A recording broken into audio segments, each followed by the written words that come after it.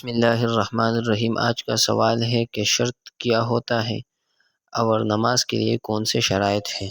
تو شرط کا لغوی معنی ہے کسی چیز کو لازم پکڑنا۔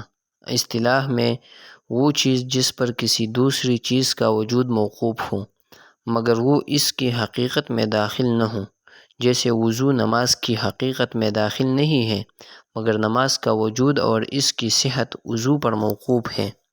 اگر وضو کے بغیر نماز پڑھے تو جائز نہیں ہے، اور نماز کے لیے کل شرائط 6 ہیں۔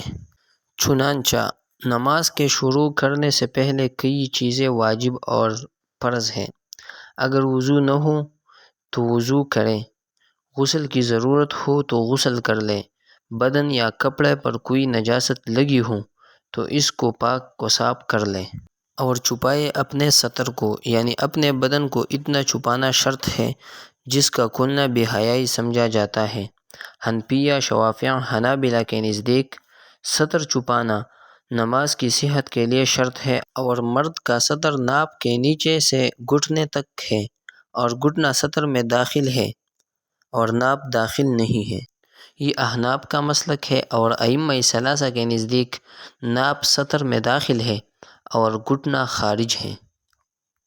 پھر دونوں کے اپنے اپنے دلائل ہیں، لیکن ہم اختصار کے ساتھ صرف ذکر کرتے ہیں۔ عورت کے سطر کا بیان انشاءاللہ اگلی ویڈیو میں بیان کیا جائے گا۔